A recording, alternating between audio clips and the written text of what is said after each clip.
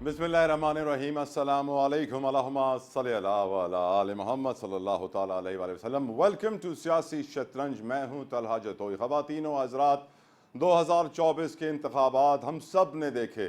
12 करोड़ 85 लाख 90 हज़ार वोटर्स में से 48% लोगों ने वोट डाले, यानी तकरीबन 6 करोड़ के लगभग वोट डाले गए, जिसमें से इत्तलात ये आई हैं आज के 20 लाख बैलेट पेपर रिजेक्ट हो गए, यानी 20 लाख वोट रिजेक्ट हुए हैं। यकीनन वोटों की रिजेक्शन के ऊपर पहले भी हमने बहुत कुछ सुना था, देखा था। लोग ये शिकायत करते थे कि अगर बैलेट पेपर के ऊपर एक ठप्पा लगा हुआ हो और गिनती करते वक्त कोई उसके ऊपर दूसरा ठप्पा लगा दे तो वो वोट रिजेक्ट हो जाता था, क्योंकि उस बैलेट पेपर के ऊपर 2 ठप्पे लगे होते हैं। इसी तरह 20 लाख बैलेट पेपर का ज़ाया होना, इतनी बड़ी तादाद में वोटों को रिजेक्ट किया जाना।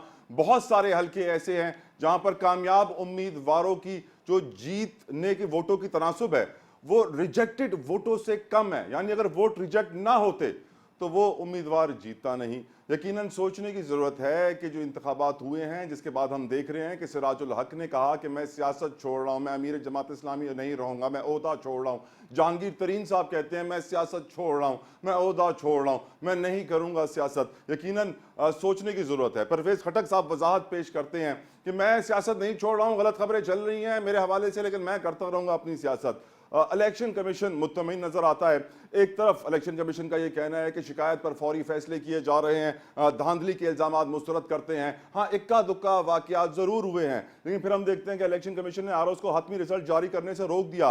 NA 56-53 Rawalpindi, PP7 Sargodha, PP 133 Nankana साहब, PP 15 रावलपिंडी रोक दिए गए। ये भी कहा इलेक्शन कमीशन ने कि EMX ने तसल्ली बख्श काम किया। इंटरनेट बंद होने की वजह से आरओज़ को रिजल्ट भेजने में मुश्किलात का सामना करना पड़ा। निगरां वजीर आजम ने भी कह दिया कि बड़े अच्छे इंतखाबात हुए हैं, इलेक्शन शफाफ और मुनसिफाना हुए हैं। तज्जियाकार और रिपोर्टर्स गैर जिम्मेदाराना गुफ्तगू करते हैं, मीडिया पर भरपूर तनकीद कर दी। अनवारुल हक काकड़ साहब ने जाते जाते और कह दिया कि जो धांधली के इल्जामात मीडिया पर लग रहे हैं ये बेबुनियाद हैं और ये मीडिया वाले लगा रहे हैं। यकीनन साथ साथ उन्होंने ये भी कहा अनारकी की सूरत हाल की कोई हुकूमत इजाजत नहीं देती। अनारकी यानी समझिए कि अगर सिविल अनरेस्ट क्रिएट हो जाए सोसाइटी में, जहां लोग सड़कों पर निकल आए और अपने खाने के लिए दूसरों से छीनना शुरू कर दें, जहां कानून खत्म हो जाए और बंदूक की गोली कानून का फैसला करना शुरू कर दे, उसे एनआरकी कहते हैं। और हमारे निगरां वजीर आजम अपने आखिरी दिनों में जाते जाते एनआरकी की बातें इसलिए कर रहे हैं। हम सब जानते हैं, यकीनन हमें सोचने की ज़रूरत है कि किस तरफ हम जा रहे हैं।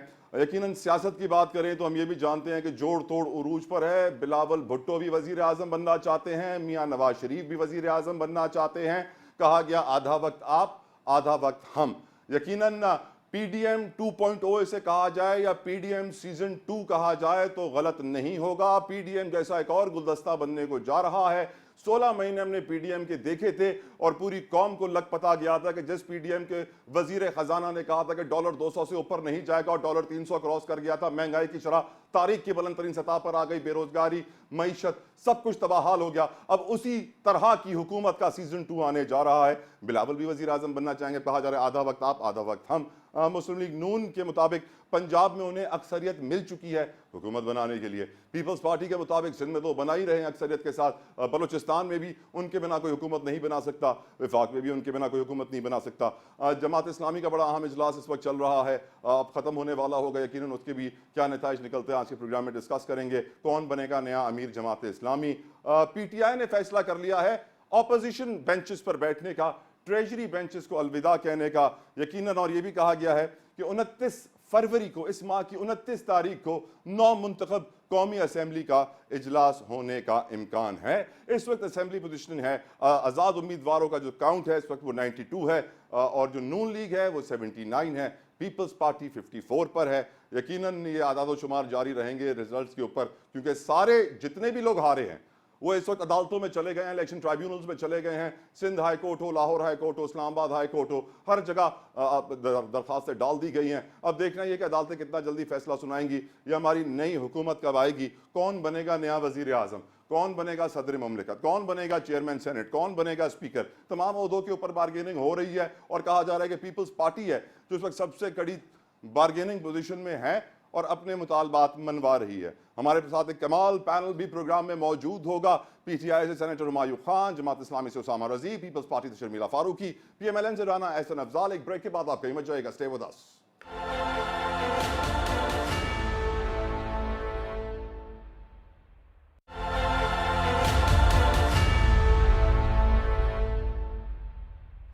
ویلکم بیک ٹو سیاسی شطرنج. اپنے مہمانوں کا ایک بار پھر میں تعارف کرواتا چلوں. میرے ساتھ موجود ہے پی ٹی آئی کے سینیٹر ہمایوں خان مومن صاحب, تھینک یو سینیٹر صاحب. اسامہ رضی صاحب فرام جماعت اسلامی, بہت بہت شکریہ اسامہ صاحب. شرمیلا فاروقی صاحبہ فرام پاکستان پیپلز پارٹی, بہت بہت شکریہ شرمیلا صاحبہ. رانا احسان افضال صاحب from P M L N, thank you so very much Rana صاحب فار یور پریشیس ٹائم. گفتگو کا آغاز جماعت اسلامی سے. اسامہ رضی صاحب, آپ کے لیڈر تو کہتے تھے کہ ہم نظام بدلنے نکلے ہیں, سسٹم بدلنے نکلے ہیں, کچھ کر نہ سکے, الیکشن کے رزلٹ ان کے فیور میں نہیں آئے تو انہوں نے سیاست ہی چھوڑ دی. سر سیاست کیوں چھوڑی سراج صاحب نے ویسے؟ بہت شکریہ. آپ کا سوال تو آپ کا بڑا شاندار ہے کہ نظام بدلنے نکلے ہیں. تو جو الیکشن ہے وہ تو مروجہ نظام میں ہے, ظلم کے نظام میں ہے, جاگیرداروں کے نظام میں ہے, لٹیروں کے, سرمایہ داروں کے, زرداروں کے نظام میں ہے. تو جب جمہوریت جاگیرداروں کے اور وڈیروں کے اور ظالموں کے شکنجے میں ہوتی ہے تو اس میں ظالمی اور جاگیرداری منتخب ہوتے ہیں یا ان کے بینیفیشریز منتخب ہوتے ہیں. اس میں عام آدمی کے لیے کوئی جگہ نہیں ہوتی. عام آدمی تو جماعت اسلامی جیسی مڈل کلاس پر مشتمل پارٹی کے ذریعے سامنے آتا ہے اور وہ اس کی بنیاد پہ سیاست کرتا ہے. لہٰذا یہ بھی ایک بہت بڑی جمہوری اسپرٹ ہے کہ انہوں نے پارٹی کے سامنے استعفیٰ رکھا ہے کہ ہم اس مروجہ نظام میں رہتے ہوئے پارٹی کو وہ کامیابی نہیں دلا سکا کہ جو اس کو ملنی چاہیے تھی, اور انہوں نے رضاکارانہ طور پہ جو اپنا استعفیٰ پیش کیا ہے. کوئی دوسری نظیر ہی نہیں ہے اس ملک میں ایسے سیاسی اور جمہوری رویے کی. دھاندلی کا جواب استعفے سے سر, دھاندلی کا جواب استعفے سے اسامہ صاحب, جی دھاندلی کا جواب استعفے سے, ایسی نظیر بھی نہیں ہے سر. نہیں, اس ملک میں دھاندلی کا جواب استعفے سے نہیں ہے. دھاندلی کا تو مقابلہ کریں گے. سیاست میں انہوں نے پارٹی سے استعفیٰ نہیں دیا ہے, ذمہ داری سے استعفیٰ دیا ہے, عمارت سے استعفیٰ دیا ہے. اور دنیا میں یہ ایک معروف طریقہ ہے. تمام مغربی جمہوریتوں میں بھی جو ڈیموکریٹک پارٹیز ہیں ان کی لیڈرشپ انتخابات میں ناکامی کے بعد پارٹی کے سامنے اپنا استعفیٰ پیش کرتی رہی ہے. جماعت اسلامی میں بھی یہ روایت رہی ہے, پہلے بھی قاضی حسین احمد نے استعفیٰ پیش کیا ہے. تو یہ کوئی ایسی غیر معمولی, یہ تو ایک جس کو اپریشیٹ کرنا چاہیے اور جس کو قابل تقلید روایت بنانا چاہیے, یہ تو اس طرح کا طرز عمل ہے. یہ تو دوسری پارٹیوں سے مطالبہ کرنا چاہیے کہ آپ کے ہاں اس طرح کی کوئی جمہوری روایت کیوں نہیں پائی جاتی. آپ جمہوریت کی بات کرتے ہیں اور اپنی پارٹی کے اندر جمہوریت کا گلا گھونٹ دیتے ہیں, اور سب جو ہے وہ جمہوریت کا پہاڑا بھی پڑھ رہے ہوتے ہیں ماشاءاللہ سے. رائٹ اسامہ صاحب ہمارے ساتھ رہیے. شرمیلا صاحبہ, 20 لاکھ بیلٹ پیپرز ریجیکٹ ہوئے ہیں. بہت سارے حلقے ایسے ہیں جہاں ریجیکٹڈ ووٹس کی تعداد جو وننگ ووٹس ہیں اس سے زیادہ ہے. یعنی اگر ووٹس ریجیکٹ نہ ہوتے تو وہ امیدوار جیتتے ہی نہیں جو جیتے. آپ کی نظر میں کیا یہ صحیح ہوا, نہیں ہونا چاہیے تھا, الیکشنز فری اینڈ فیئر ہوئے؟ شرمیلا صاحبہ. جی شکریہ جتوئی صاحب. دیکھیے جی, ہر حلقے کے اندر, ہر انتخاب کے اندر ووٹس ریجیکٹ بھی ہوتے ہیں, اور بہت دفعہ ایسا ہوا ہے کہ جو لیڈ ہوتی ہے جیتنے کی اس سے کئی زیادہ ریجیکٹڈ ووٹس ہوتے ہیں, اور وہ جینون بھی ہوتے ہیں. اس کا مطلب یہ نہیں ہے کہ وہ ریجیکٹڈ ووٹس جو ہیں اگر وہ کاؤنٹ کر لیے جاتے تو جی جو کینڈیڈیٹ ہارا ہوا ہے وہ جیت جاتا. ریجیکٹ ووٹس ہونے کی مختلف وجوہات ہوتی ہیں. جب آپ پیپر فولڈ کرتے ہیں تو جہاں آپ نے اسٹیمپ لگایا ہوتا ہے اگر وہ کہیں اور اس کی انک لگ جائے تو پھر ظاہری بات ہے وہ ریجیکٹ ہو جاتا ہے, بیکاز یو ڈونٹ نو کہ آپ نے اسٹیمپ کس کینڈیڈیٹ پہ لگایا ہے. بہت ساری وجوہات ہوتی ہیں اور یہ ہمیشہ ہوتا ہے, چھوٹا حلقہ ہو بڑا حلقہ ہو. ایون سینٹ کے الیکشن میں آپ کو یاد ہوگا کہ 3-4 ووٹس ریجیکٹ ہو گئے, اس سے ہمارے کینڈیڈیٹ رہ گئے. تو یہ ایک حقیقت ہے اور اس کو تسلیم کرنا چاہیے. بہت دفعہ ایسا بھی ہوا ہے کہ ان ریجیکٹڈ ووٹس کی بنیاد کے اوپر حلقے میں دوبارہ ری کاؤنٹنگ ہوئی ہے, اور اس ری کاؤنٹنگ کے اندر جو جیتا ہوا کینڈیڈیٹ تھا وہ مزید ووٹس کے ساتھ جیتا. بہت دفعہ ایسا ہوا ہے جو ہارنے والا کینڈیڈیٹ وہ جیت گیا. تو اس کے اوپر کوئی ایک جامع یا کوئی ایک سویپنگ سٹیٹمنٹ کوئی نہیں دے سکتا. اب آپ کا جو دوسرا سوال تھا کہ جناب کیا فری اینڈ فیئر الیکشنز ہوئے ہیں, دیکھیے میں سمجھتی ہوں کہ اس ملک کے اندر کبھی بھی آپ یہ نہیں کہہ سکتے کہ 100% الیکشنز فری اینڈ فیئر ہوئے ہیں. کاش کہ ایسا وقت آئے کہ ہم کہیں کہ جی آف کورس, اور کوئی اس پہ الزام نہ لگائے. اکثر ہارنے والا یہی کہتا ہے کہ جی دھاندلی ہوئی اور دھاندلی کے ساتھ مجھے ہرایا گیا ہے. کوئی بھی ہارنے والا یہ نہیں کہتا. بہت ہی کم کچھ لوگ ہوتے ہیں جو کہتے ہیں جی میں ہار گیا اور وہ تسلیم. اور اس میں ہمارے کینڈیڈیٹس ہیں. قاہرہ صاحب نے بڑی بردباری کا مظاہرہ کیا. انہوں نے کہا کہ جی ٹھیک ہے میں ہار گیا ہوں. اور ہمارے ایک دو اور کینڈیڈیٹس ہیں جنہوں نے اس بات کو تسلیم کیا. And that is the right way. یہ زندگی موت کا فیصلہ تو نہیں ہے نا. ہار اور جیت ہر الیکشن میں ہوتی ہے. بہت ہر الیکشن میں بڑے بڑے برج بھی گر جاتے ہیں, کچھ نئے چہرے بھی آتے ہیں. اور right I right think this is part of the process. ٹھیک. بٹ بائی اینڈ لارج دیکھیے الیکشن جو کہا جا رہا تھا کہ سیکیورٹی حالات صحیح نہیں ہے, نہیں ہونے چاہیے, یا ٹھنڈ زیادہ ہے نہیں ہونے چاہیے, الیکشنز ہو گئے. اینڈ الحمدللہ بائی اینڈ لارج پرامن الیکشنز ہوئے ہیں. الحمدللہ. رانا اب ایسا آگے کی جانب دیکھنا چاہیے, ایک رائٹ اسٹیبل گورنمنٹ آئے اور اس ملک کے اندر جو سیاسی معاشی غیر استحکامی ہے اس کے اوپر کام کریں. بالکل. میرا اگلا سوال آپ سے اگلی حکومت اور بلاول صاحب کے ہی اوپر ہوگا, لیکن پہلے رانا احسان صاحب کمنگ ٹو یو. آپ کی نظر میں سر 20 لاکھ بیلٹ پیپرز ریجیکٹ ہونا, ووٹس ریجیکٹ ہونا واز نارمل, ریگولر سر, کوئی بڑی بات نہیں ہے؟ یہ دیکھیں پچھلی دفعہ کوئی 10 کروڑ ووٹر تھا اور 16-17 لاکھ ووٹس ریجیکٹ ہوئے تھے 2018 کے الیکشن میں. اور اگر اسی پرسنٹیج سے دیکھا جائے تو اس دفعہ تقریباً لگ بھگ 13 کروڑ ووٹ رجسٹرڈ تھے. 3 کروڑ 2.5 کروڑ رانا سے صاحب, 3 وہ کروڑ. ایک عام آدمی نے مجھے سر سڑک پہ کہا تھا کہ سب سے آسان طریقہ ہوتا ہے دھاندلی کا, بیلٹ پیپر کے اوپر ایک اور ٹھپا مار دو, ووٹ کینسل. میں تو آپ کو آپ کو مثال دے رہا ہوں نا. اگر آج پچھلی دفعہ 16-17 لاکھ ووٹ ریجیکٹ ہوئے تھے تو ووٹر بڑھے, اور اس دفعہ اگر 20 لاکھ ریجیکٹ ہو گئے تو یہ آپ کو بتا رہا ہے کہ نارملی ووٹس ریجیکٹ ہوتے ہیں ایک عام الیکشن کے اندر. تو اس کو آپ بیسز نہیں بنا سکتے کہ دھاندلی ہوئی ہے. بہرحال اگر کسی کو کوئی پرابلم ہے یا کسی کو لگتا ہے کہ دھاندلی ہوئی ہے تو اس کا جو حل ہے وہ میڈیا نے تو نہیں نکالنا, وہ اپنی آواز میڈیا میں اٹھائے, لیکن حل اس کا الیکشن کمیشن نے نکالنا ہے, الیکشن ٹریبیونل سے نکلنا ہے یا عدالتوں سے نکلنا ہے. تو بالکل ہم اس چیز کے ساتھ ہیں کہ وہ اگر اس کے پاس کوئی ایویڈنس ہے, شواہد ہیں, تو وہ لے کے جائے اور اس کو حق اس کا ملنا چاہیے ہے. لیکن دیکھیں ہم نے اس ملک میں دیکھا کہ 35 پنکچر کے الزامات لگے جو کہ جھوٹے نکلے اور اس کے اوپر معذرت بھی نہیں کی گئی. 4 حلقے کھلوائے گئے, وہاں بھی وہ جھوٹے نکلے. تو الزامات لگتے ہیں الیکشنوں کے اندر, دھاندلی کے لگتے ہیں. اگر کسی کے پاس ایویڈنس ہے, اس کے ساتھ زیادتی ہوئی ہے, بالکل اس کو جو ہے اس کو انصاف ملنا چاہیے. باقی دیکھیں بات یہ فارم 45-47 کا بڑا تذکرہ ہے. تو فارم 47 جو ہیں وہ پی ایم ایل این کے کینڈیڈیٹس نے تو نہیں جاری کیے, ای سی پی نے جاری کیے.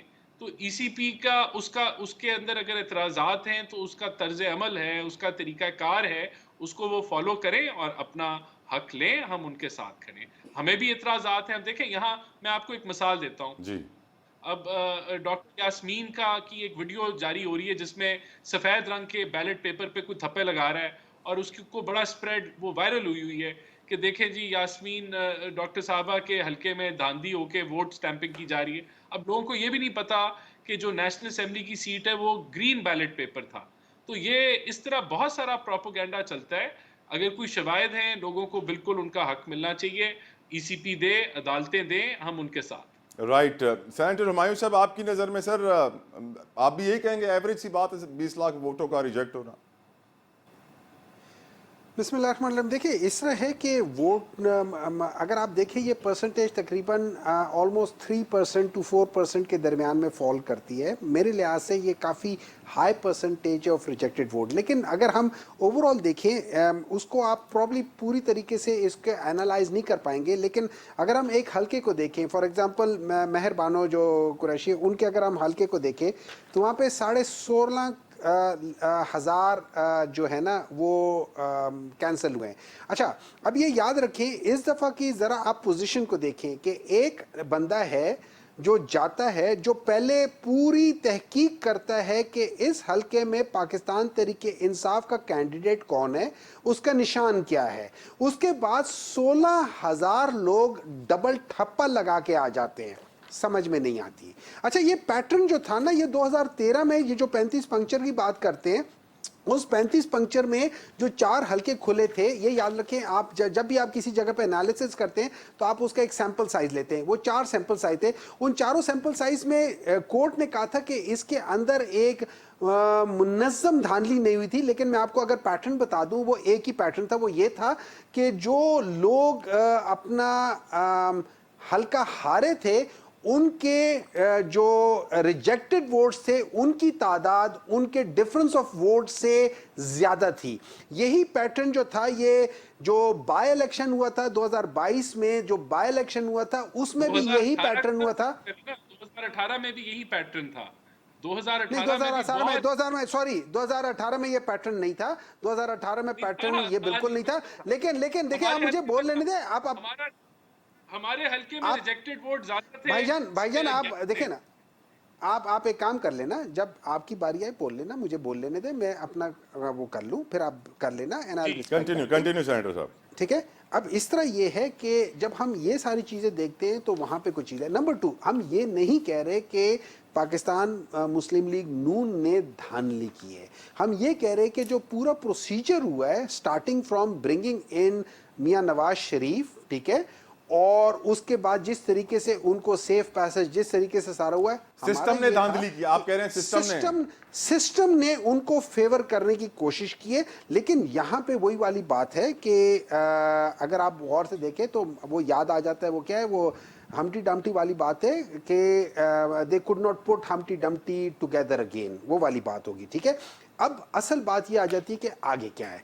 देखिए, जिस तरीके से मैं टोटली एग्री करता हूं कि जो कायरा साहब ने जैसे बात की है, मुस्तफ़ा खोकर साहब ने जैसे बात की है, हाफिज नईम साहब ने जैसे बात की है, और बहुत सारे दीगर लोगों ने भी बात की है, मैं समझता हूं ये एक बहुत बड़ी बात होगी है कि आहिस्ता आहिस्ता हम लोग हायर मॉरल ग्राउंड की तरफ जा रहे हैं। और मैं समझता हूं कि इसमें जो पीपल्स पार्टी वाले हैं या जो बाकी पार्टीज वाले हैं, कि हमारा टसल तो हम समझते हैं कि पाकिस्तान मुस्लिम लीग नून के साथ है, ठीक है, उन्होंने हमारा या उनके लिए हमसे चोरी की गई है, ठीक है। तो अगर जो बाकी उस लेवल के कैंडिडेट है, जैसे ये मुस्तफ़ा खोकर साहब ने अपने 2 हलकों में कहा है कि मेरे भी फॉर्म 45 के तहत पीटीआई जीती है, तो फिर बाकी 2 लोगों को उसूलन वहां से हटा देना चाहिए।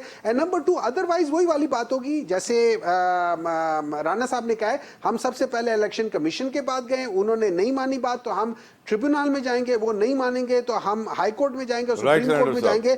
और आई होप कि चीफ जस्टिस साहब, जिन्होंने पाकिस्तान तहरीक इंसाफ के इंट्रा पार्टी इलेक्शंस के अंदर एक बेज़ाब्तगी देखी थी और उसकी वजह से बल्ले के निशान ले लिया था, थैंक यू वेरी मच, आपने सबसे बड़ा दरवाजा खोला है धांधली के लिए। नंबर 2, अब वो इसको देख के वो इसको कोशिश करेंगे कि इस गलत काम को रिवर्स करें, क्योंकि ये उनकी जिम्मेदारी बनती है। ठीक, अच्छा, अब एक मुझे ब्रेक का कहा जा रहा है, लेकिन ब्रेक से वापस आके उसामा साहब आपसे जरूरी सवाल पूछना है कि हाफिज नईम उर रहमान साहब ने अपनी सिंध असेंबली की सीट से दस्तबरदार होने का फैसला क्यों किया? अपने पैनल से बड़ा जरूरी सवाल पूछना है, निगरान वजीर आजम ने आज एनआरकी का जिक्र क्यों किया? और ऑफ कोर्स, कौन होगा अगला वजीर आजम? पहला मौका बिलावल भुट्टो जरदारी को मिलेगा या मियां नवाज शरीफ को? ब्रेक के बाद।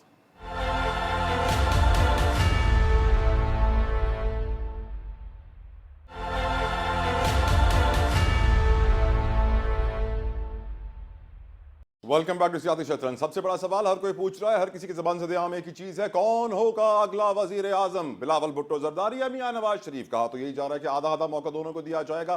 जो मुज़ाकरात हो रहे हैं, लेकिन आज पीपल्स पार्टी की सेंट्रल एग्जीक्यूटिव कमेटी का भी इजलास है, उसमें हतमी फैसला होगा। लेकिन नून लीग भी मुलाकातें कर रही है। लेकिन इससे पहले कि मैं सवाल अपने मेहमानों से उठाऊँ, क्योंकि जमात इस्लामी के मेरे मेहमान को थोड़ी जल्दी भी है, तो उसामा साहब आपसे ज़रूरी सवाल है, हाफिज नईम उर रहमान क्यों दस्तबरदार हो गए अपनी सिंध असेंबली की सीट से? क्या उनको मिलने जा रहा है सिराजुल हक का ओहदा पार्टी में? सर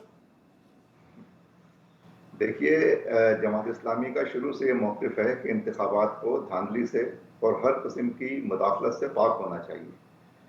लेकिन हमारे मुल्क में चूंकि इस तरह की बातें अजीब सी लगती हैं कि शायद कोई पता नहीं कैसी बातें कर रहे हैं लोग। यहाँ तो लूट घसूट हो, धांधली हो, बैलेट पेपर उठा के ले गए, वो ठप्पे लगा रहे हैं, वो पुलिस की मोबाइल आ गई, कैंप पे हमला कर दिया, वहाँ फायरिंग हो गई, हल्का बंदियों में ये हो गया, और रिजल्ट तब्दील कर दिए गए, वो सारे जो है वो ख़राब कर दिए गए, डबल मोहरें लगा दी गई। ये सारा कल्चर है, और ये उन्हीं लोगों का कल्चर है कि जो बहुत ही ज़्यादा गैर जमहूरी, बदतहजीब और बिल्कुल जमहूरी कदरों के दुश्मनी पर मबनी जो तबका है, وہ جمہوریت کا لبادہ اوڑھ کر آ جاتا ہے اور سارے اس قسم کے لٹیرے جو ہیں وہ اس قسم کی چیزوں کے اوپر چلنے لگتے ہیں اور سب سمجھتے ہیں کہ اسی کا نام سیاست ہے. سیاست تو اس چیز کا نام ہے جس کا آج حافظ نعیم الرحمان نے مظاہرہ کیا ہے کہ ہمارے پاس پولنگ ایجنٹس کا جو پورا ریکارڈ موجود ہے اس کے مطابق پی ٹی آئی کا آزاد امیدوار اس سیٹ کے اوپر جیتا ہوا ہے اور اگر اس میں ہمیں جتوایا گیا ہے تو ہم اس سے معذرت کرتے ہیں. سر پہلی بار تو نہیں ہوا آپ کے ساتھ سر, ہمیشہ ہی ہوتا ہے آپ کے ساتھ یہ سر. ہمیشہ میں نے تو آپ سے پہلے ہی عرض کیا. پھر بھی آپ سیاست کرتے ہیں, میرے خیال سے آپ کی جماعت پوری کو سیاست چھوڑ دینی چاہیے سر. واہ بہت اچھی بات کی. ایوب خان بھی ایک زمانے میں یہی کہتے تھے کہ سیاست تو جو ہے وہ لٹیروں کا کام ہے, بدماشوں کا کام ہے, سیاست میں آپ کو آنا ہی نہیں چاہیے. تو یہ جماعت اسلامی بھی اگر سیاست, آپ مجھے بتائیے کہ آپ الیکشن لڑ سکتے ہیں؟ آپ نے کوئی کرپشن کی ہے زندگی میں؟ میری اوقات نہیں سر. تو آپ, اس کا مطلب ہے کہ آپ جیسے لوگوں کو سیاست میں نہیں آنا چاہیے, بالکل نہیں آنا لٹیروں کو چاہیے, سیاست میں رہنا چاہیے. اپنی زندگی پیاری ہے تو نہیں آنا چاہیے سر. نہیں, آپ یہ ہم جیسے لوگ سیاست میں آتے ہی اس وجہ سے ہیں کہ ہمارے پیچھے ایک مڈل کلاس کی پارٹی موجود ہے, شریف اور کریکٹر رکھنے والے لوگ, اصولوں پر اور نظریات پر چلنے والے اور کھڑے ہونے والے لوگ موجود ہیں. اس وجہ سے ہم سیاست میں آئے ہیں اور ہم نے اپنے اصول کا مظاہرہ کیا. حافظ نعیم الرحمان بننے جا رہے ہیں نئے امیر جماعت اسلامی سر. حافظ نعیم الرحمان ہوں گے نئے امیر جماعت اسلامی. اس کا فیصلہ ارکان جماعت کریں گے. رائٹ. اور ہمارے یہاں جمہوریت اتنی شفاف ہے کہ اس کے لیے بیسک گائیڈ لائنز کی اگر کوئی ضرورت محسوس کرتا ہے تو مرکزی شورا کی طرف سے وہ بھی فراہم کر دی جاتی ہیں. ایسی جمہوریت آپ کو دنیا میں کسی اور پارٹی میں نہیں ملے گی جو اس وقت جماعت اسلامی میں. ٹھیک حضور. شرمیلا صاحبہ, اب بہت سارے لوگ یہی سوال پوچھ رہے ہیں کہ کیا بلاول بھٹو ہوں گے وزیر اعظم یا میاں نواز شریف؟ کیا پیپلز پارٹی مجبور ہے نون لیگ کے ساتھ اتحاد کرنے میں؟ سسٹم ایسا ہے, سیٹنگ ایسی ہے, یا پھر کوئی اور آپشنز بھی ہیں شرمیلا صاحب پیپلز پارٹی کے پاس؟ دیکھیں جتوئی صاحب, بات یہ ہے کہ نون لیگ تو بہرحال حکومت نہیں بنا سکتی پیپلز پارٹی کی سپورٹ کے بغیر, اور نہ ہی بلوچستان میں حکومت بنا پائے گی. اب آپشنز کیا ہیں, کس حد تک ہم نے ان کا ساتھ دینا ہے, کیونکہ جو پہلی باضابطہ ملاقات کل ہوئی ہے اس میں اس بات پہ تو اتفاق ہوا ہے کہ سیاسی استحکام کی خاطر ہم نے ایک دوسرے کا ساتھ دینا ہے. آج سی سی کی میٹنگ چل رہی ہے اور اس میں یہ مشاورت بھی کی جائے گی پارٹی رہنماؤں سے, اور پھر ایک کوئی حتمی فیصلے پہ پہنچا جائے گا کہ ہم نے کس طرح ساتھ دینا ہے, جمہوریت کو کس طرح سپورٹ کرنی ہے, اور آگے کس طرح چلنا ہے. ابھی کچھ بھی کہنا قبل از وقت ہوگا. We will have to wait for the decision of the C C. Right. Rana صاحب, جو پی ڈی ایم سیزن 2 آ رہا ہے سر, کیا آپ بھی اس کو سیزن 2 کہیں گے یا پی ڈی ایم 2.0 کہیں گے؟ سیم اولڈ سر, پاکستان کی تاریخ کی سب سے بڑی کابینہ بننے جا رہی ہے. نہیں دیکھیں, سب سے پہلی بات تو یہ کہ ابھی جس طرح کے رزلٹ آئے ہیں, کوئی بھی جماعت سنگولیرلی جو ہے وہ حکومت نہیں بنا سکتی. تو ظاہر سی بات ہے پھر آپ کو کولیشن فارم کرنی ہے حکومت بنانے کے لیے, تو اس کے اندر آپ جو ہے وہ جو جماعتیں ابھی نیشنل اسمبلی کی جنہوں نے بھی سیٹیں جیتی ہیں ان کے ساتھ ساروں کے ساتھ مشاورت کر کے کوئی نہ کوئی سیٹ اپ بنے گا, تو وہ اس کے لیے کاوشیں جاری ہیں. جہاں تک بات یہ ہے کہ کیبنٹ ہسٹورک ہوگی, نہیں ہونی چاہیے, اور میرے خیال سے مختلف جماعتوں کے مختلف منشوروں کے اندر جو ہے کفایت شعری کا کہا گیا, ہم نے بھی کہا ہے, لیکن یہ کہ کولیشن پارٹنرز ابھی کیا فارم فارم کرتے ہیں, کس کے ساتھ کس طرح کا جو ہے وہ الائنس بنتا ہے, یہ ابھی آنے والے چند گھنٹوں یا دنوں کے اندر یہ چیزیں فائنلائز ہو جائیں گی. لیکن اگر کولیشن بنی تو اس کے اندر ہماری رابطہ پیپلز پارٹی سے بھی ہے, ایم کیو ایم کے ساتھ بھی ہے. رانا صاحب جس طرح آپ نے کہا نا چند گھنٹوں اور پھر دنوں نکلا, تو سر میرے دل میں بھی یہی بات تھی کہ سر اتنی سپیڈ میں کولیشن بن رہا ہے, ایسا سپیڈی کولیشن تو لگ رہا ہے پہلے سے تیار کیا ہوا تھا سر. نہیں دیکھیں, آبویسلی گورنمنٹ فارمیشن تو ایک اب الیکشن کے بعد ایک فوری طور پہ ایک سلسلہ ہے, اور اس میں ایک وہ پروسیس ہے. رانا صاحب میں یہ سوال کیوں پوچھ رہا ہوں سر, مجھ سے پوچھیے نا سر. دیکھیں نواز شریف صاحب نے جیسے اپنی وکٹری اسپیچ میں آ کے بولا کہ میں شہباز شریف سے کہوں گا کہ آصف علی زرداری سے رابطہ کریں, 15 منٹ میں خبر آ گئی آصف علی زرداری روانہ ہو گئے اسلام آباد سے لاہور کے لیے, 10-15 منٹ کے بعد وہ لینڈ بھی ہو گئے. تو جس سپیڈ سے باتیں ہوئی ہیں سر, یہ بھی ہسٹورک مومنٹ ہے سر پاکستان کے لیے ایک بہت بڑا. نہیں میرے خیال سے اس کو یہ کہنا کہ یہ پری پلانڈ ہے, یہ تو آبویسلی الیکشن کا جس طرح کا رزلٹ آیا ہماری ایکسپیکٹیشن کے مطابق تو نہیں آیا نا. ہم تو سمجھ رہے تھے کہ ہم نیشنل اسمبلی میں سمپل میجورٹی ہم لے لیں گے, ہم نہیں لے پائے. تو پھر اس کے بعد پھر ظاہر سی بات ہے اگر ہم اکیلے پارٹی فارم کرنے کی سچویشن میں ہوتے تب چیزیں اور ہوتی, لیکن ابھی ایسی سچویشن نہیں ہے, تو ہم باقیوں سے رابطہ کر رہے ہیں, اور رابطہ کر کے جو ہے وہ مل کے چلنا چاہیے. اور ویسے بھی دیکھیں یہ ملکی مسائل جس نوعیت کے ہیں اس کے اندر اگر وہی پولرائزیشن ہوئی, وہی لڑائی جھگڑا ہوا, وہی قسم کا پولیٹیکل انسٹیبلٹی ہوئی, تو یہ ملک کے مفاد میں نہیں ہوگا, ملک آگے نہیں بڑھ سکے گا. بہت ساری ریفارمز کی ضرورت ہے, بہت سارے اسٹرکچرل ریفارمز آپ نے کرنی ہے, آئی ایم ایف کے معاہدے میں آپ نے جانا ہے.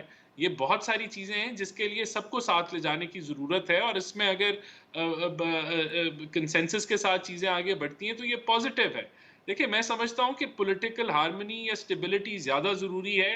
میں اپنے پرسنل لیول پہ جو ایڈوائز کیا اپنی لیڈرشپ کو کہ اس کو اچیو کرنا زیادہ ضروری ہے. اس کے لیے اگر ہمیں گیو اپ بھی کرنا پڑے وفاق کو تو کوئی ایسی اس میں بات نہیں ہے, ہم پنجاب پہ فوکس کر لیں, لیکن جو بھی ہوگا ملک کے لیے بہتری آپ کی نے طرف ہونا مشورہ چاہیے. دیا اپنی پارٹی کی لیڈرشپ کو کہ اگر پولیٹیکل ہارمنی کے لیے گیو اپ بھی کرنا پڑے وفاق کو تو نو پرابلم. آپ پرائم منسٹر کی کرسی گیو اپ کرنے کے لیے کہہ رہے ہیں اپنی لیڈرشپ کو, رانا صاحب؟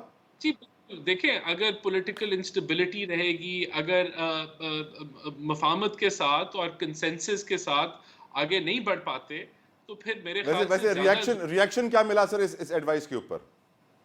دیکھیں ابھی تو مشاورت چل رہی ہے, ابھی چیزیں کیا شکل اختیار کرتی ہیں آگے جا کے پتہ چلے گا, لیکن جو میرا مشورہ تھا میں نے آپ کو بتا.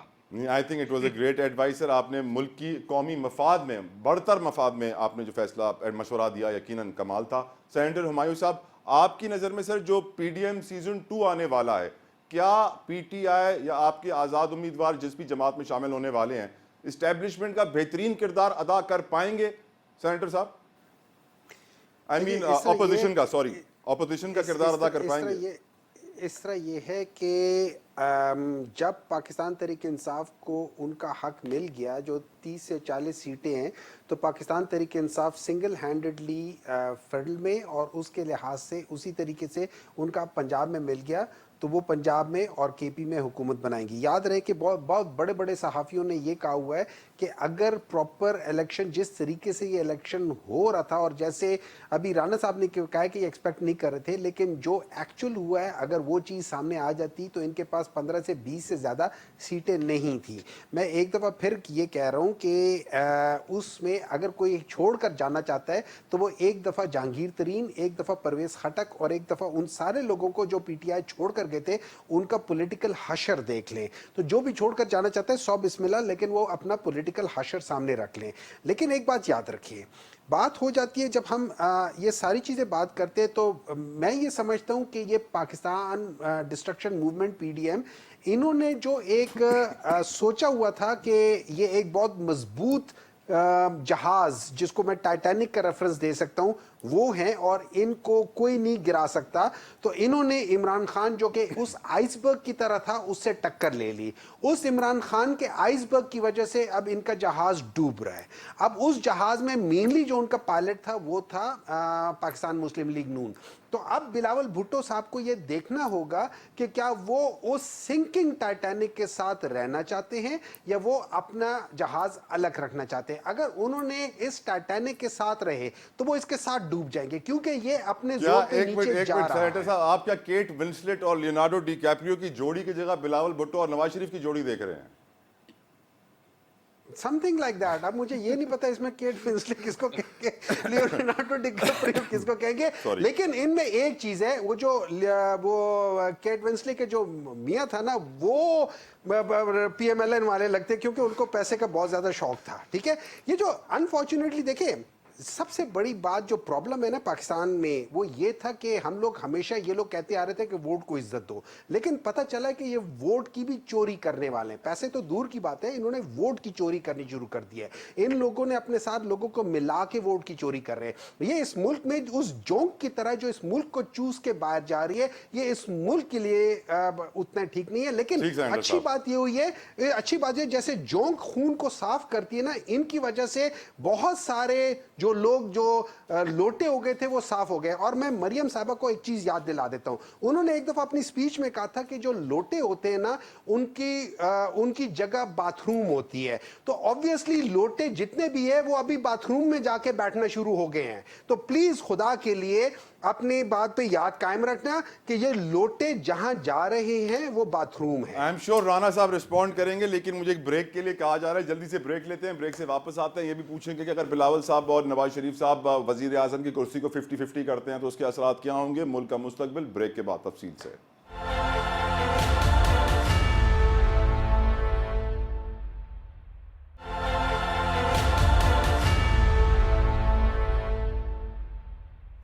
Welcome back. वक्त कम है, सवाल मेरा बहुत सारे हैं। शर्मिला साहब, I want to ask you a question. जो बातें इस वक्त चल रही हैं कि नवाज शरीफ साहब और बिलावल भुट्टो जरदारी साहब के दरमियान जो वजीर आजम की कुर्सी है वो 50-50 होगी, आधा वक्त वो रहेंगे आधा वक्त वो रहेंगे, क्या ये फार्मूला आपकी नज़र में दुरुस्त होगा शर्मिला साहबा, पाकिस्तान के मौजूदा हालात को देखते हुए? बात ये है कि ये तो अभी कयास आराइयाँ चल रही हैं कि ये जो आधी आधी की बात चल रही है, आई डोंट थिंक इसका हकीकत से कोई भी ताल्लुक है। आई डोंट फील कि पीपल्स पार्टी इस बात के ऊपर एग्री करेगी या ये फॉर्मूला इवन वर्केबल है। मैं समझती हूँ कि इस वक्त हमें थोड़ा इंतज़ार करना चाहिए। आई थिंक पीपल्स पार्टी जब सीसी में बैठी है तो वही फैसला करेगी जो मुल्क के लिए सियासी तौर पे, माशी तौर पे बेहतर होगा। देखिए, हमने बड़े बड़े मुश्किल हालात देखे हैं, बड़े मुश्किल वक्त देखे हैं और बड़ी मुश्किल सिचुएशन के अंदर हमने जमहूरियत का साथ दिया। आपको 2014 में याद होगा जब इमरान खान अरूज के ऊपर थे, जब भी पीपल्स पार्टी ने PMLN का साथ दिया, मियाँ साहब वजीर आजम थे और हमने यही कहा कि पार्लियामान से तकवीत लें। इसी तरीके से हमने कभी भी कोई गैर आइनी तरीका इस्तेमाल करने की कोशिश नहीं की और अब भी हम PMLN को सही मशावरत ही देंगे और क्योंकि we believe in the service for people और हम समझते हैं कि ताकत का सर चश्मा आवाम है। आवाम इस वक्त पिसी हुई है। हमने इस वक्त लड़ना है महंगाई, बेरोज़गारी और गुर्बत से। हमारा फोकस ये है, चाहे वो किसी भी तरीके से हम उसको हल कर सकें। और मैं समझती हूँ कि पीपल्स पार्टी जिस तरीके से फोकस्ड है, उनकी प्रायोरिटीज़ आर इन प्लेस।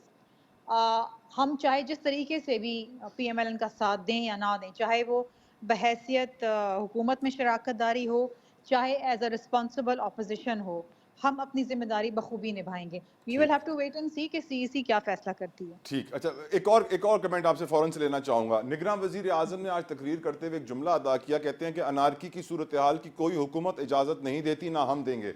मैं ये सोचने पर मजबूर हुआ शर्मिला साहिबा, अनारकी आने वक्त इजाज़त तो नहीं मांगती है, मुल्क के हालात जब तबाह कुन हो जाते हैं, बदतर हो जाते हैं, तब अनारकी आती है। और निगरान वजीर आज़म ने जाते जाते अनारकी का भी जिक्र कर दिया इंतखाबात के बाद। Do you think that was the right decision? देखें, बात यह है कि अनारकी तो ये मुल्क बर्दाश्त ही नहीं कर सकता इस वक्त जो हालात हैं। और अगेन देखें, अनफॉर्चुनेटली PTI की सियासत इसी तरीके की है कि मुल्क में केओस फैले, अफरा तफरी हो, अदालतों को हर चीज़ में इन्वॉल्व किया जाए, प्रोपेगेंडा, रेटोरिक, इनकी सियासत है। अभी ये ख़त्म हो जानी चाहिए। जो भी इनके पास है, मिला है नहीं मिला, इनके अपने लीगल इश्यूज हैं, उनको हल करें। They have the right, they have the forums and they should do it.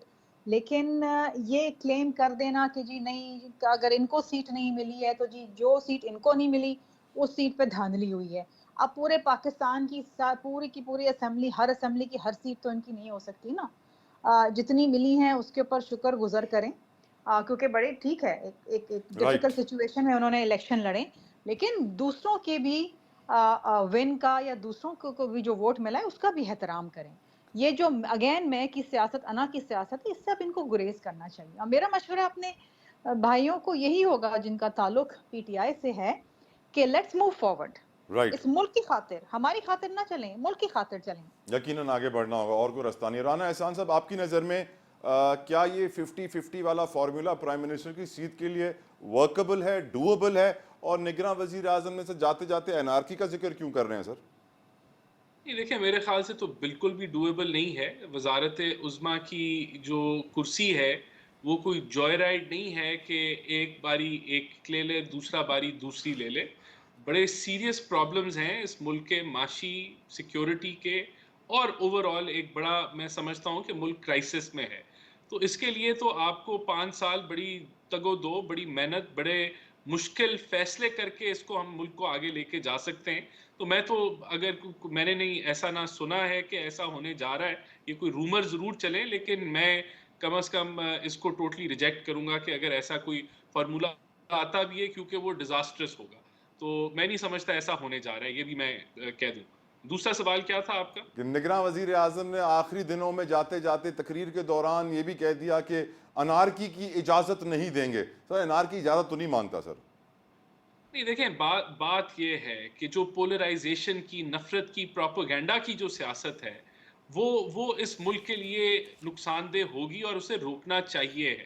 اب اگر آپ سائفر سے کہانی شروع کریں، آپ کہیں جی امریکہ نے کنسپریسی کی اور اس کے کوئی شواہد ہی نہ ہو اور عوام کو آپ گمراہ کر کے آپ اشتعال میں لے کے آئیں اور آپ ریاست کے ساتھ لڑائی لڑنا شروع کر دیں، تو اس چیز کی تو اجازت نہیں ہونی چاہیے. آپ کے پاس اگر حقائق ہیں، سچ ہے، تو ضرور آپ اس پہ ڈٹیں، اس پہ کھڑے ہوں، اس پہ بحث ہو، اس پہ مباحثہ ہو، اس پہ سوچ بچار ہو. لیکن جھوٹے بیانیے کے اوپر آپ اپنی سیاست چمکائیں اور لوگوں کے اندر نفرت کے بیج بوئیں اور انارکی کی طرف لے کے جائیں، تو اس کو تو بالکل اس کے اوپر کریک ڈاؤن ہونا چاہیے. سینیٹر ہمایوں صاحب، آپ کیسے رسپونڈ کریں گے سر؟ آپ کی پارٹی کے اوپر انارکی، سول ڈس اوبیڈینس، لوگوں کو بہکانا، ورگلانا، فاصلے بڑھانا پاکستانی لوگوں میں اور اداروں میں، بڑے الزامات ہیں سر آپ کی پارٹی کے اوپر. سر کیسے ڈیفینڈ کریں گے اپنے آپ کو؟ دیکھیں اس طرح ہے کہ جیسے ابھی رانا صاحب کہہ رہے تھے نا کہ عوام کو ورغلانا، اس کا مطلب ہے یہ عوام کو نالائق، نکٹو اور نکما. ناسمجھ سمجھتے ہیں، نکما سمجھتے ہیں. اور وہی والی بات ہوتی ہے کہ ہر ایک شخص دوسرے کو اپنے آئینے میں پرکھتا ہے. ٹھیک ہے، اس طرح یہ ہے کہ عوام جو ہے نا یہ بہت عقل مند ہے. آپ کا کیا خیال ہے، آپ جب بھی وہ ایک پروگرام ہوتا ہے کون بنے گا کروڑ پتی، اس میں ہمیشہ اگر کوئی جو 3 لائف لائنز ہیں اس میں جو سب سے صحیح لائن ہمیشہ ہوتی ہے وہ ہوتی ہے آسک دی آڈینس. تو میجورٹی آف عوام جب بھی کوئی فیصلہ کرتی ہے وہ صحیح فیصلہ کرتی ہے، وہ غلط فیصلہ نہیں کرتی. تو اگر آپ یہ کہتے ہیں کہ جب نیریٹو بنانے سے اگر آپ عوام کی سوچ بدل سکتے ہیں تو یہ سب سے بڑا جھوٹ ہے. سینیٹر صاحب ویسے آپ مجھے لگتا ہے ٹی وی بہت دیکھتے ہیں. پہلے آپ نے ٹائٹینک کی مثال دی ہے، اب آپ کون بنے گا کروڑ پتی کی مثال دے رہے ہیں. اگلی مثال آپ شاید کسی اور نئی فلم کی دے دیں گے سر. پر فلموں میں اور دنیا میں بہت فرق ہے سر. فلموں میں دنیا میں بہت فرق ہے. دیکھیں یہ فلمیں جو ہوتی ہیں نا عام طور پہ وہ حقیقت سے کچھ نہ کچھ تھوڑا بہت لے لیتی ہوتی ہے، لیکن آگے جا کے دیکھتے ہیں. دیکھیں بات یہ ہو جاتی ہے کہ جب ہم بات کر رہے ہیں 50-50 کے پہلے تو یہ تو ہمیشہ سے ہوتے ہی آ رہا تھا کہ یہ لوگ آپس میں مل جل کے بانٹ کے بندر بانٹ کر کے کھانے پینے کے عادی تھے. یہ تو عمران خان نے آ کے ان کا سارا وہ جو تھا نا وہ فیسٹ خراب کر دیا ہے، اس کی وجہ سے ان سب کو ان کے ساتھ پرابلم پڑ گئی ہے. لیکن وہ جیسے بات کر رہے تھے نا کہ اگر ہم لیگل ایشوز کو کورٹ میں نہ لے کر جائیں تو کہاں جائیں. اب پرائم منسٹر صاحب نے ایک بات کی تھی، انہوں نے 2 باتیں کی تھی بڑی انٹرسٹنگ تھی. ایک تو آپ نے یہ بات کی ہے نا کہ جو انہوں نے کہا تھا کہ نفرت کی بات ہے. دیکھیں نفرت کیوں ہوتی ہے؟ نفرت یہ ہوتی ہے جب آپ مجھ سے میرا حق لیں گے نا تو میں اپنے حق کے لیے کہیں جاؤں گا اور سوال اٹھاؤں گا.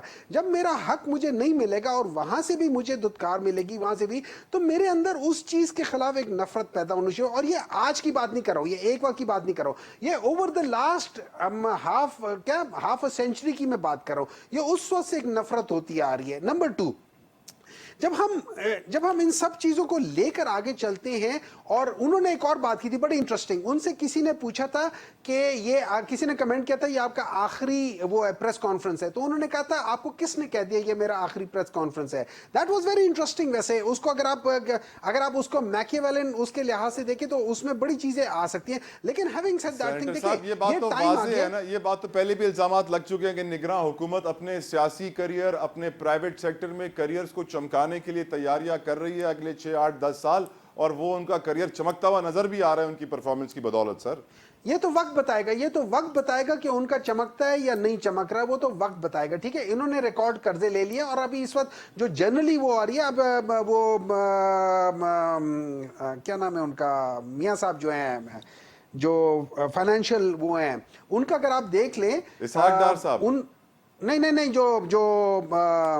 جو فائنینشیل وہ اس میں ایک فائنانس والا بندہ ہے اس کا میاں، جو اب مجھے اس کا پورا نام نہیں آتا، سوری کہ میں کا نام کروں. ٹھیک ہے نا، تو اس لحاظ سے تو انہوں نے بھی کہا کہ اس وقت تو پاکستان کے جو جس طریقے سے یہ इन गवर्नमेंट ने चलाया, इस गवर्नमेंट का सिर्फ एक काम था, वो ये था कि free and fair and transparent election कराए। और अगर आप जस्टिस अतर मिनल्ला का एक नोट पढ़ लें जिसमें उन्होंने वो कहा हुआ है कि जेन्युइन इलेक्शंस का उन्होंने बताया कि किस चीज को जेन्युइन इलेक्शंस कहते हैं, तो उसको अगर सामने रख के देखा जाए तो ये जो इलेक्शंस है ये उसके करीब भी नहीं पहुंचते। तो अगर हमने इस मुल्क को ठीक करना है तो हमने उस जेन्युइन इलेक्शंस की तरफ जाना है, हमने जिन लोगों का जो वोट है उस वोट को एक्चुअल में इज्जत देना है। बातें सुनने के बाद बहुत सारे लोग घर पे बैठे हुए आपको सुनने के बाद ये कह रहे होंगे बिल्ली के ख्वाब में छींचड़े। सर छोड़े ना ऐसी बातें, हमको नई बात करें सर, ये मुश्किल ही लग रहा है सर। जब आप ख्वाब देखेंगे ख्वाब की ताबीर भी होनी शुरू हो गई। अल्लामा इकबाल ने ख्वाब ही देखा था ना, उसकी ताबीर हो गई।